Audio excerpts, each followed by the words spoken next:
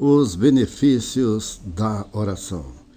Pelo modo como Deus nos criou, estamos sempre querendo saber a razão das coisas ou quais são os benefícios que nos trarão, para que nos sintamos motivados a realizá-las. E embora talvez não gostemos disso, não é fácil mudar essa nossa maneira de ser. Se tivermos percepção dos benefícios que a oração pode trazer, estaremos sempre orando e querendo orar mais. Por isso, precisamos estar cientes de que a oração realmente produz benefícios na vida daquele que ora. O incentivo opera com base no desejo. Para que uma pessoa possa orar, ela precisa aprender a querer orar. Para chegarmos a orar de forma como a Bíblia determina que oremos, temos de cultivar um grande desejo de orar. E como se pode cultivar um forte desejo de orar? Precisamos enxergar claramente os benefícios temporais e eternos da oração. Examinando a Bíblia, encontramos orações poderosas. Vemos Moisés no seu ministério, um homem que tinha grande poder em oração e possuía uma forte autoridade para falar não somente aos inimigos de Deus, mas também ao povo dele. Foi pela oração dele que o Egito foi assolado por pragas. Pela sua oração, o Mar Vermelho se abriu diante de Israel. E como ele conseguiu esse poder na oração? Ele simplesmente cultivou uma vida de oração. Josué foi outro que viu a mão de Deus operar poderosamente através dele e de seu ministério. Ele sabia qual era a vontade de Deus e suas estratégias para as batalhas. E foi assim que cidades fortificadas caíram diante de seu exército. Um exército todo constituído de homens destreinados. Como Josué conseguiu tanto poder junto a Deus? Ele aprendera a orar. Enquanto Moisés estava no monte, Josué passava a noite no sopé da montanha em oração também. E quando Moisés morreu, Deus já contava com um líder treinado que estava familiarizado com a oração. Davi também foi um homem dedicado à oração. Quando ele foi ungido rei de Israel, Saul ainda estava no trono. Ele poderia ter se desanimado pelo fato de apenas uns poucos terem o reconhecido como rei. Mas pela oração ele manteve uma confiança em Deus. Sua confiança inabalável em Deus permaneceu porque ele era um homem de oração. E esperou que o Senhor colocasse-o no trono de Israel. Era tão forte o seu relacionamento com Deus que numa ocasião em que tinha oportunidade de matar o rei Saul, não o fez. Após a morte deste, seu primeiro ato como rei foi trazer de volta a Arca da Aliança para seu lugar de direito, no centro de cultos do país. Quando analisamos o poder de Davi na sua vida e governo, vemos que uma fonte desse poder era a prática da oração. Elias atuou como profeta de Deus numa das piores épocas da história de Israel. Nessa ocasião, o povo tinha se voltado para a adoração a Baal. E Elias orava com grande poder, desafiando os profetas de Baal. Sempre que lembramos a história de Elias, pensamos também no grande poder que ele possuía. Mas precisamos descobrir qual a origem desse poder. Ele era um homem de oração, passava horas seguidas em oração e até mesmo dias. Foi por isso que quando Elias foi arrebatado numa carruagem de fogo em meio a um redemoinho, os filhos dos profetas foram procurá-lo no alto dos montes. Contudo, nenhuma outra pessoa manifestou o poder de Deus como Jesus Cristo, o Filho de Deus. Antes de iniciar seu ministério público, ele passou muitas horas em oração. Sabemos que ele passava vários períodos a sós com o Pai. Está aí a origem do seu poder. Ele não poderia fazer nada a não ser que o Pai o revelasse a ele. Você está cansado das orações sem poder que saem dos seus lábios? Está desejoso de que sua igreja inicie um poderoso ministério de oração para que seu bairro, sua cidade e estado reconheçam o poder que há em sua igreja? Se este é o seu desejo e se você se dispuser a pagar qualquer preço, então prepare-se para ver Deus operar poderosamente e modificar sua vida e ministério, introduzindo numa nova dimensão de oração. Não há razão para que não ocorram milagres em nossas igrejas regularmente.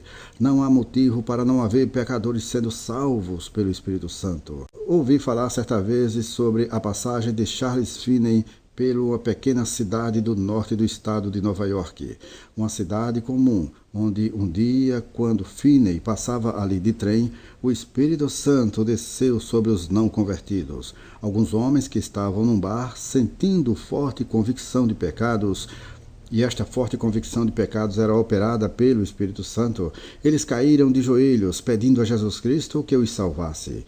E se o Espírito Santo deu a Charles Finney um poder assim, será que não pode dar a nós também um ministério poderoso? Finney raramente falava sobre o segredo do seu poder. Entretanto, certo dia, um repórter resolveu vigiá-lo. Por fim, o jornalista teve que concluir que a origem do poder de Charles Finney eram as longas horas que ele passava em oração. Estou convencido de que aqui na Coreia estamos presenciando o início do avivamento que Deus nos prometeu. Embora toda a nação tenha conhecimento de que Deus está operando em nossa igreja, ainda não experimentamos o poder de Deus, como veremos futuramente se permanecermos fiéis. E o poder de Deus não se manifesta apenas em curas, libertação de espíritos malignos e conversões em massa. Ele pode ser visto também no céu aberto que há sobre nosso país. O que quero dizer com isso? Quando um país tem este céu aberto, existe liberdade espiritual para se pregar o Evangelho. O nível de fé é bastante elevado e não encontramos uma oposição maligna muito forte. Em alguns países é difícil pregar, porque existe muita oposição maligna. As forças satânicas que se opõem ao Evangelho são muito fortes e não há muita fé. Isso cria dificuldades para nós que ministramos a palavra de Deus. Sinto muita facilidade para pregar aqui na Coreia do Sul, mais do que em qualquer outro lugar. Quando exponho a palavra de Deus, imediatamente os pecadores atendem ao apelo para a salvação. Porque temos esta atmosfera espiritual? A resposta é a oração. Mas a oração não gera apenas o poder global, mas também o poder individual. Em meu ministério pessoal, já aprendi a depender sempre do Espírito Santo. Não é pela nossa força ou poder pessoal que realizamos grandes coisas para Deus, mas sim pelo poder do Espírito Santo. E na medida em que eu ia aprendendo a caminhar sempre na dependência do Espírito Santo, via o poder de Deus. Como eu poderia pastorear uma igreja de quase 400 mil membros e ainda fazer viagens a diversos lugares do mundo, quase que mensalmente, realizando conferências sobre o desenvolvimento da igreja? Como poderia ter tempo para um programa de televisão que vai ao ar em 3 continentes?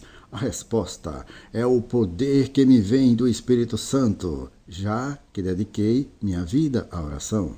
Constantemente as pessoas vêm ao meu gabinete para que oremos por elas.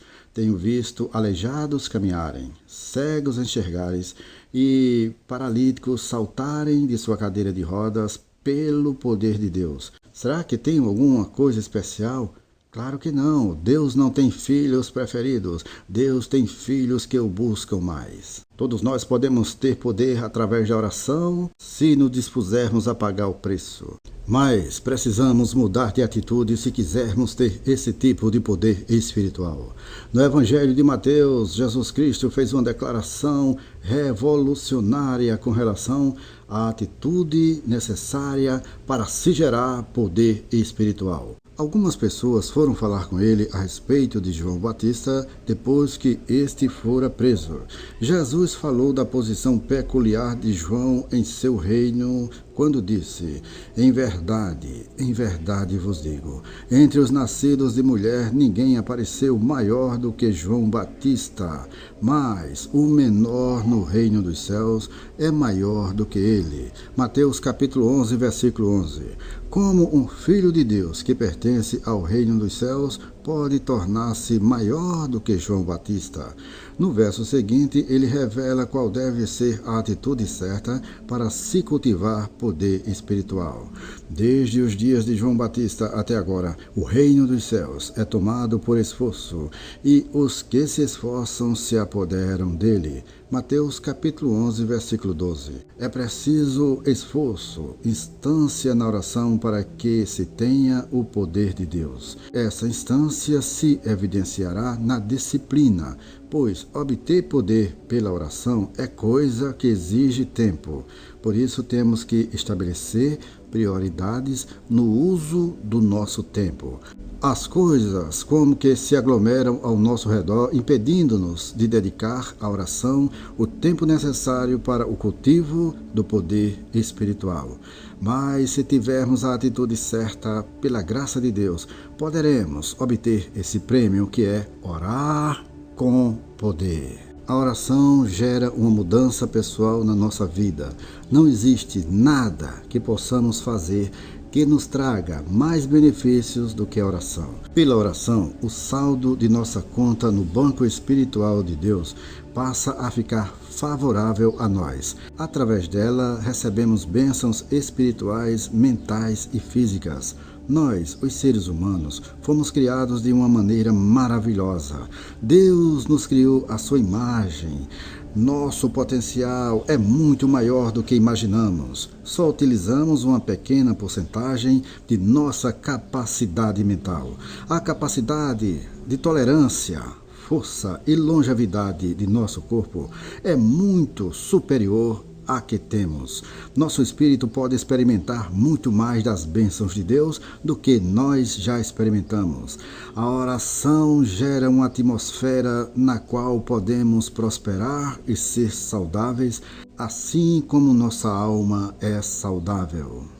Queremos saber até onde o nosso canal está chegando. Deixe nos comentários deste vídeo o nome da cidade onde você está ouvindo esta mensagem e nós prometemos colocar a sua cidade na nossa lista de oração. Amém?